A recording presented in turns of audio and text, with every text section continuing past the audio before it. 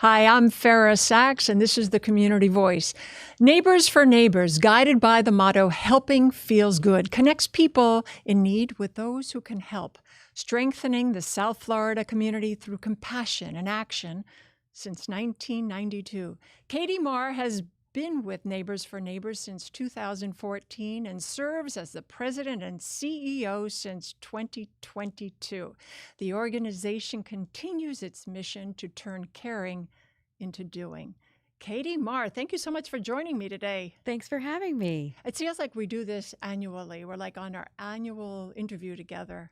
Absolutely. Well, it comes always at the best time. And I'm so glad you're here with me. And I can't wait for our audience to hear all the wonderful things that Neighbors for Neighbors does for our community. But I want to know, what is the mission? Let's go back to its mission, where it began. And you've been there many, many years. So Yeah, I can't believe it's 11 years already. But of course, Neighbors has been around since 1992, which we started after Hurricane Andrew. And our mission to connect those in need with those who can help started then. And it was a simple idea of bringing people together that had the ability to help. A lot of it was just giving of what you had in kind, right? So when the hurricane happened, it was, and using the power of media is our most powerful tool, right? So our partnership with CBS Miami has continued for 33 years now. In fact, August will be 33 years. So using that allows us to say to the community, these are the needs of what's happening, whatever the crisis might be, and then getting out to the community how they can help, whether it's from monetary donations to volunteering or giving of items, and giving the people an understanding of how they can be a part, because we know together we're really strong. So and everybody has a different way of giving, so how can they be a part of the giving? And so who are the receivers? Who do you serve in the community? Well, we're actually a really interesting organization in that we serve other nonprofits. I mean, we serve individuals through those nonprofits, but we're working with, so for example, our Adopt a Family program, which is our longest running program, serves 40 different nonprofit organizations. And those organizations choose the families that they are working with for various reasons. They could be homeless and foster care, they could be at-risk youth. And then those are the families we serve.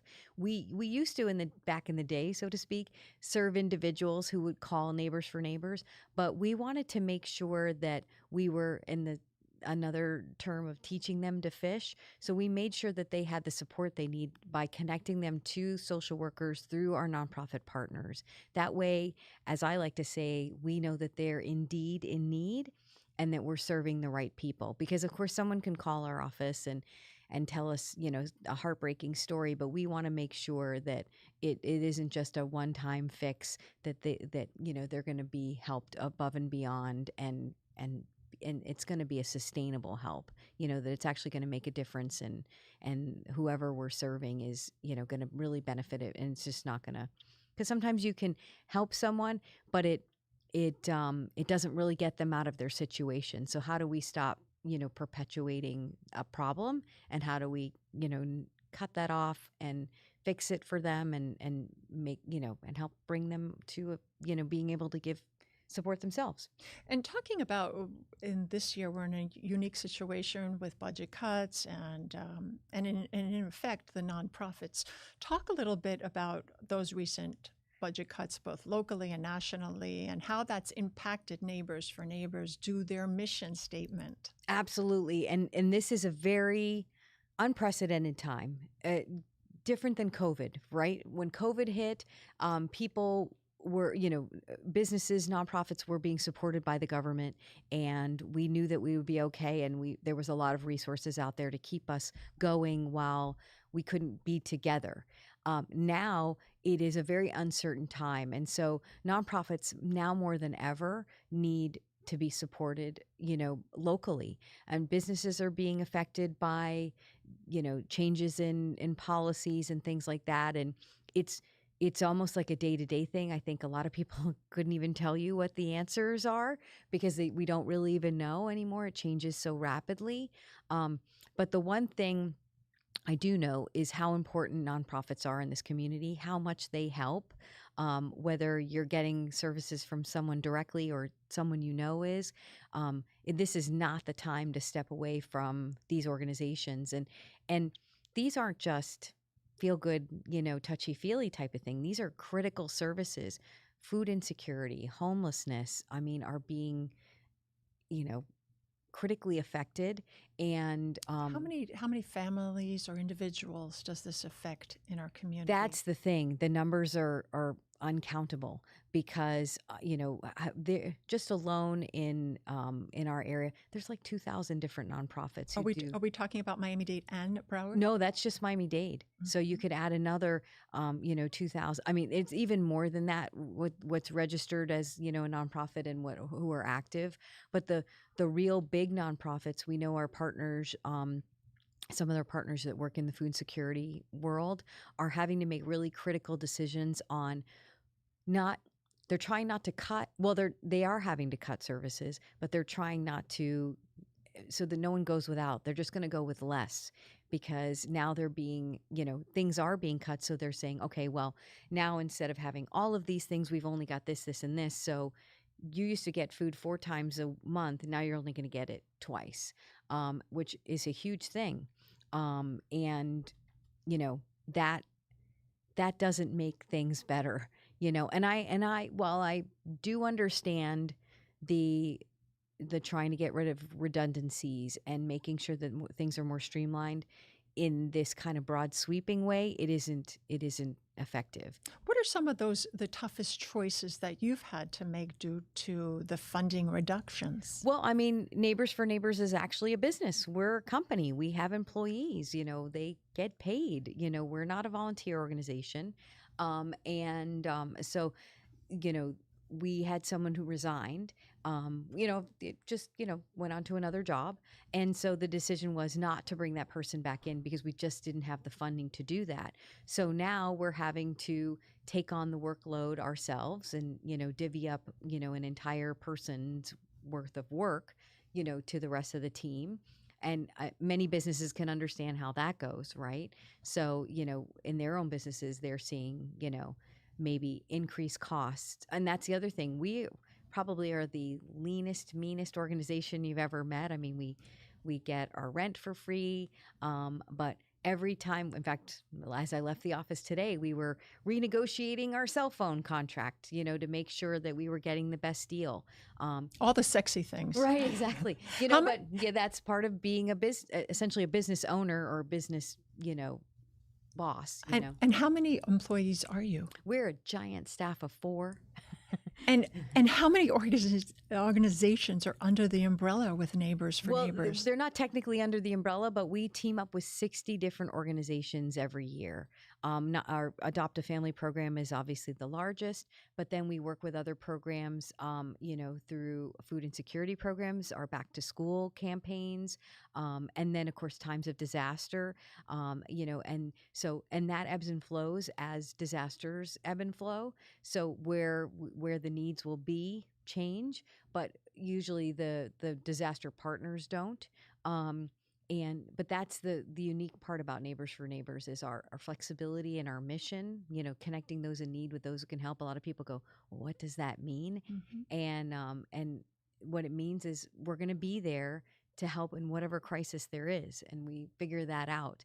So if it's food insecurity, if it's COVID relief, if it's, flooding in Fort Lauderdale, if it's, whatever it might be, like our Adopt a Family program, for example.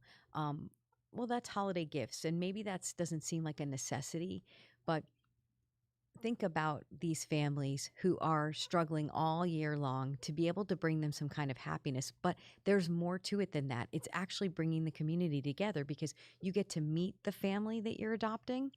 So where else can you do that? Most organizations, it's anonymous, right? You put the toy in the bin or you make a donation and you never see the family that benefits. But in our program, you get to actually meet them and build the bonds. And that's strengthens our community. It brings people together. It bridges the divide. It shows that we are more alike than we are different. So many families are bonded forever after they meet each other through Adopt a Family. And then the organizations we support are even more supported because they're not providing any holiday assistance. They're helping keep somebody off the street or help a foster child or what other critical services they're doing.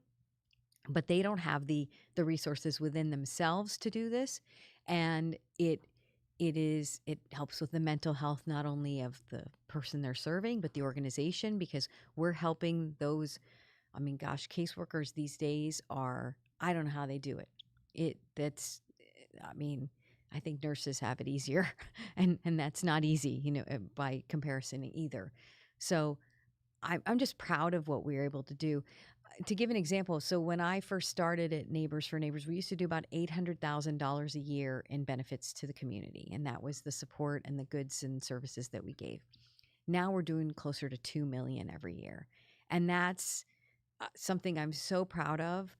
And something that is huge because they need this. And when I say they, it's not just the nonprofits, it's the people we're helping. So, I mean, Adopt a Family alone serves 3,000 people every holiday season. And that's just here in Dade-Broward County.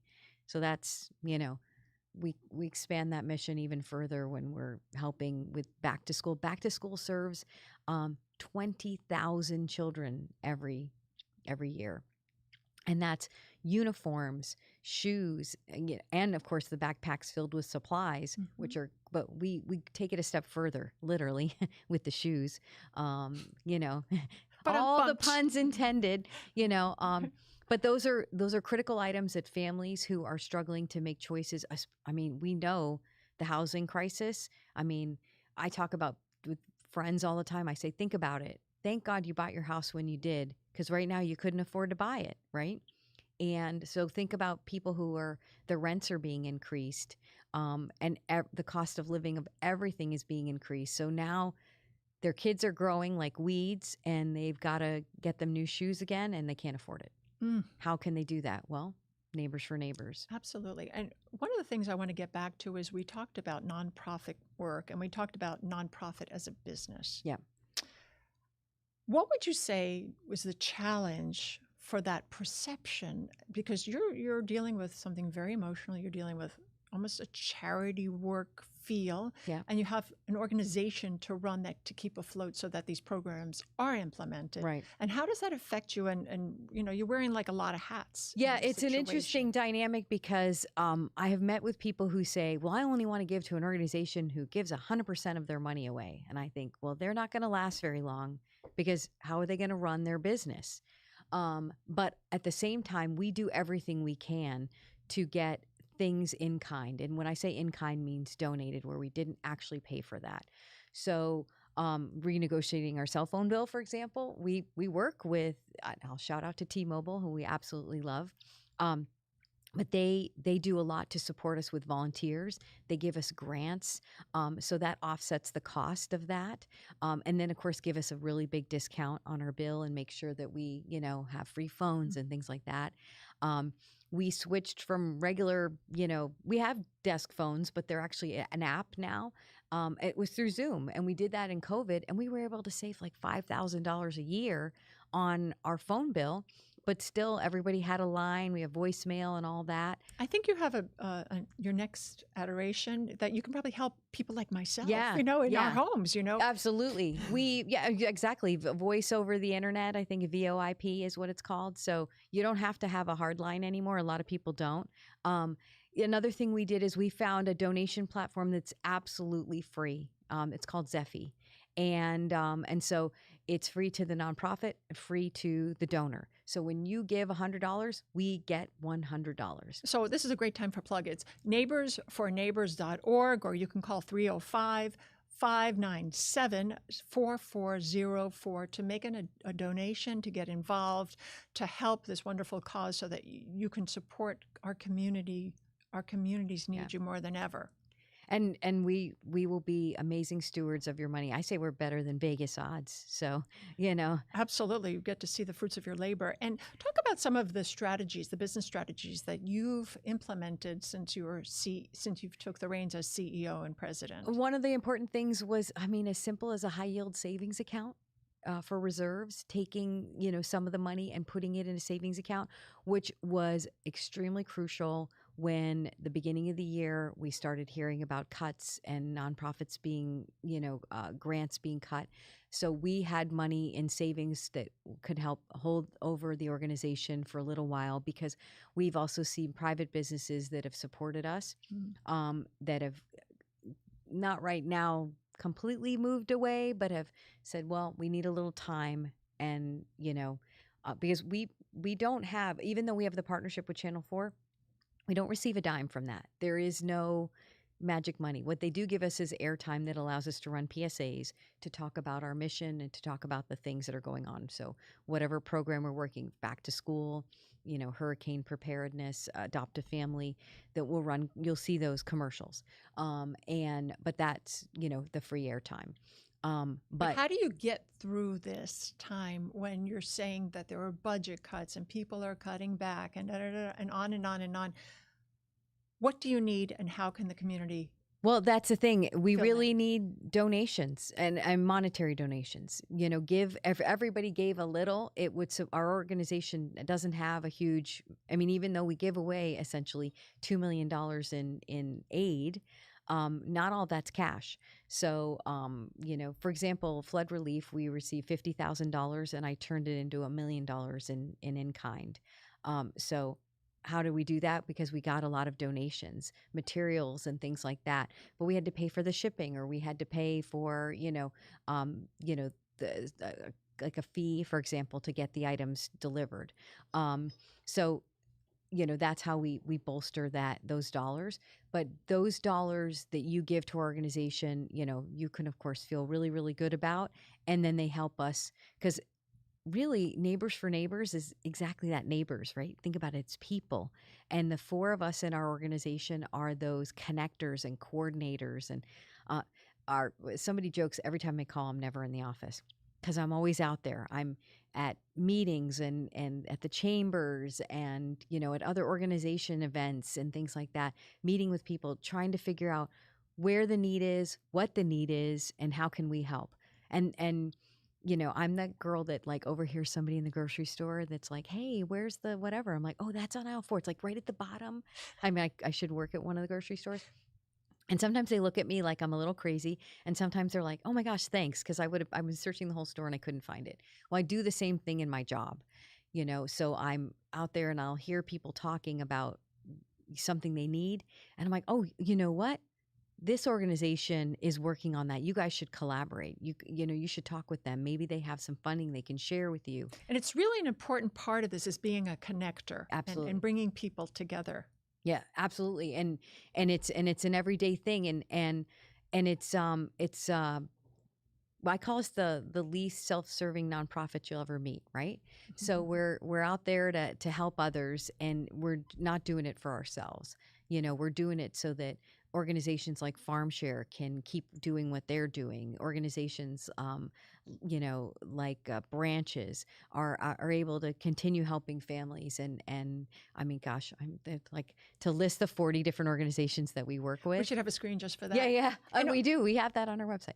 But talk a little bit about how volunteers play an integral part of what you're doing also for the mission.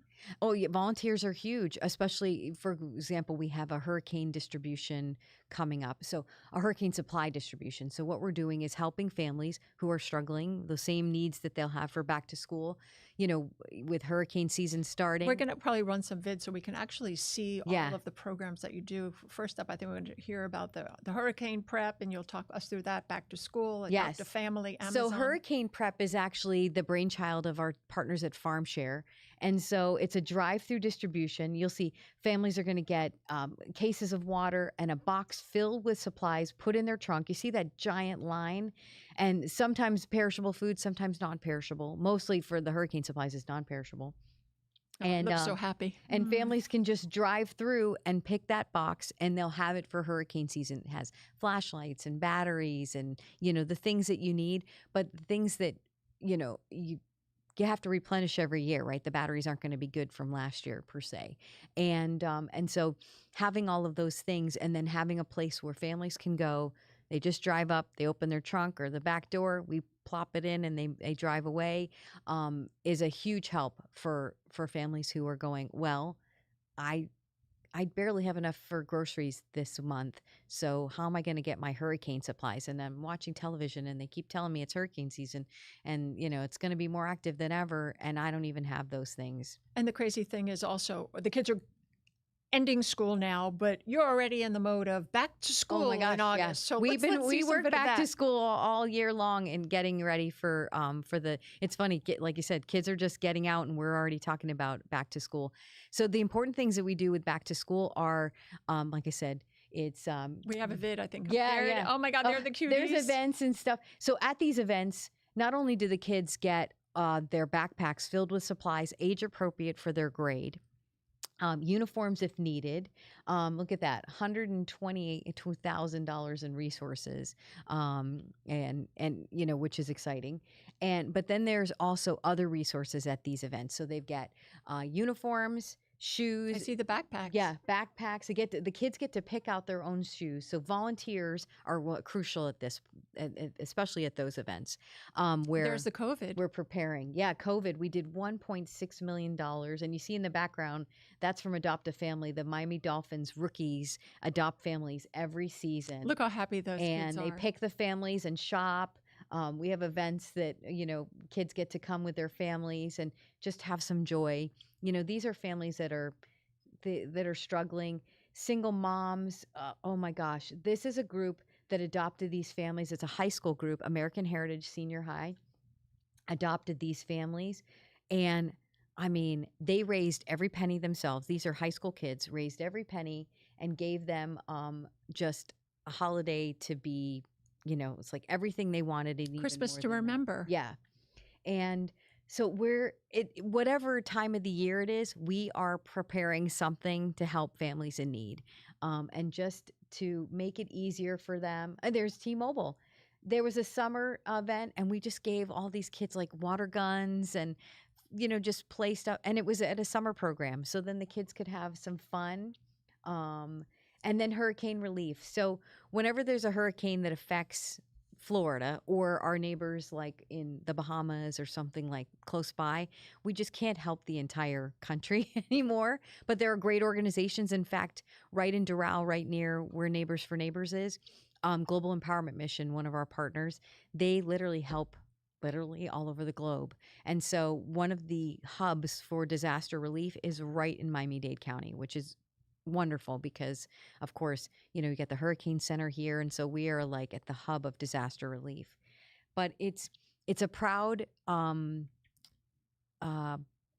for me that Neighbors4Neighbors can be there in some way, shape, or form, even in a small way, in all of these situations. Your job is multifaceted. You have your hands in a lot of different situations, right. Different events. Talk to me about one of the most outstanding moments or stories that you said, that was my aha moment of why I'm doing what I'm doing. If you can't think of one, you can just give me the list. I think it's, like with back to school, for example, that knowing that families weren't able to afford shoes. And so teaming up with our partners now, we're actually doing a shoe drive. And which will be starting in the summer. And but the simplicity of it's actually kind of was spawned from a program we did several years ago, which we called Operation Candy Corn, which is a costume drive, right? And I love candy. And oh my God, they're the worst candy. They're just like wax and sugar, but they're delicious. Don't put down my sugar candy. Do not and put eat it down. them like just a little tip. Eat them by the colors. How do you too? Absolutely. Wait. How do you eat an Oreo? You take it off, eat the middle, and then eat the cookie. Girl, you're like a sister. We went to the same high school. Exactly. Go Knights. Go Miami Sunset in the house.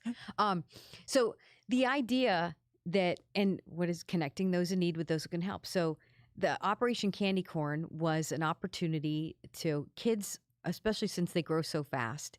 They wore their costume for a couple hours on Halloween the previous year, and then that just sat in the closet for after that. What are they going to do with that costume they don't even fit in anymore? Well, if we could collect those costumes and then give them to our nonprofit partners who are serving families who a costume is not in the budget, right? So then it was like, okay, well, sneakers, same idea, right? Kids wear their shoes and grow out of them so fast they barely wear out the shoe, but there's nothing wrong with it. And there are actually partner organizations who will clean up those shoes. And then also we can buy shoes at pennies on the dollar. So a pair of $100 shoes is only $30 for Neighbors4Neighbors because we have buying power through nonprofits. And also companies like Converse and Nike and Adidas who give shoes. It's interesting. It looks exactly like a Converse, but it just doesn't have the logo on it. But it is the same shoe. So when the kids get these shoes, what's their faces like? Well, they feel like the rest. They're so happy because first of all, they were shoving their feet into a shoe that didn't fit. So there's that. But children want to be just like their friends, right? They want to go to school ready for the new year, and they don't want to be singled out. They want to fit in, and they want to fit in their shoes as well. So being able to give families dignity and through some simple resources. I mean, I will stand there and watch a kid, and it makes me tear up, or watch a kid try. Because at the back to school events, the parents aren't allowed to go up to where the shoe area is. The kid goes and picks their own, right? Oh, so it's a feeling. It's like a shoe store, right? Yeah, but they feel like a sense of independence. They do. And ownership, and I'm going to pick my shoes. I'm going to pick my shoes. And you'll hear parents yelling, get the, but these are all reasonable shoes. It's not like they're picking out a pair of high heels. They're all sneakers, right? And, but if the little girl wants those purple ones, and then the look on her face, because she's going to feel proud to wear these shoes. And I mean, she's going to be strutting around school like, look at me in my new shoes, right? I mean, think about when you started that first day in that brand new outfit, although nowadays they wear uniforms, but you had your favorite outfit that you couldn't laid out, ready to go for the first day of school. The new notebook. That smelled great. Yeah. And everything was clean. It was a trapper keeper. Yeah. Yeah. But that, giving families a sense of dignity, and then also at those events, giving them connections to resources, having all of our nonprofit partners that provide all of these crucial services, from healthcare to aftercare to, discounted lunches to getting them vaccines, getting them, the certificate that they need so the kids can participate in sports all in one place. That is a crucial thing. And then even other things too, families might be able to talk to somebody from a bank and just learn about basic banking and free checking. A lot of people don't realize the access that families don't have to these things. One of the things we saw in the video earlier was a man that he was online, he was getting food. What was that? What is that like to know that there's food insecurity, that people really don't have enough for their family, and to see them receiving these packages from volunteers, from money that was allotted for these programs? What's that like for you and your team? Gosh, it is. There's nothing, especially, knowing when you arrive to one of these distributions and families have been sitting in their cars since 3 a.m. Nobody goes and lines up at 3 a.m. unless they are desperate. And then it's summertime and it's hot and they're literally windows rolled down because they barely have enough gas to get, so they're not going to just sit there and run the car because that would be wasting gas that they can't afford. And when they finally get up to the line, and you're giving them water, because it's so hot for them, and going, no, I don't need it. You have my bottle of water that we save for the volunteers because I'll be fine. And then, and then even I've seen people who have gone through the line, parked their car, and then come and helped because they wanted to, help. They're like, hey, do you need more volunteers? And I'm like, sure, here's my card. No, I'm going to go park and help. I'm like, oh my. You're here to get help if you're willing to volunteer. What did that do to you? Well, if you ever see me standing with really clenched fists, it's because I'm digging my fingernails into the palms of my hand so that I will not cry. Or just keep my sunglasses on inappropriately indoors, kind of a thing. Because I get emotional. It is, It is not lost on me how hard families work. And we do everything we can to make sure, like I said, that the families are really in need. Because you'll hear people go, how do you know? How do you know? And you're thinking, I mean, I've met these families. These families want exactly what you have for their families and are struggling and working really hard, and they've got nobody. And without organizations like Neighbors for Neighbors, they would be alone. And I can't let that happen. I will never let that happen. So that's why it's just so important to support us. Even $5, even the littlest bit goes a long way. Neighbors4Neighbors.org, or you can call 305-592-4404. 597-4404. I got to be able to read my own That's handwriting. okay. It's on the screen too, I'm Don't sure. worry. You can catch us online. And what is the long-term vision for Neighbors4Neighbors over the next 5 years that you see? Just to keep, being there for the community in whatever way that is, right? We've morphed so many times in our nearly 33 year history, that, that's, I think, the wonderful part about Neighbors4Neighbors is that if a building collapses or there's a hurricane, exactly. Surfside, you were there. And we did a lot with Surfside that was outside of, just one of the things was, one of our first, in fact, that's how we met T-Mobile, was we got a phone call from the Miami Foundation about a family who escaped the collapse literally 7 minutes before the building collapsed. Their apartment was right above where the building was crumbling. They thought they were going to fall through the floor, not that the building would fall on them. No one even imagined that. But their daughter just wanted a pair of AirPods to drown out the world, was the phone call I got.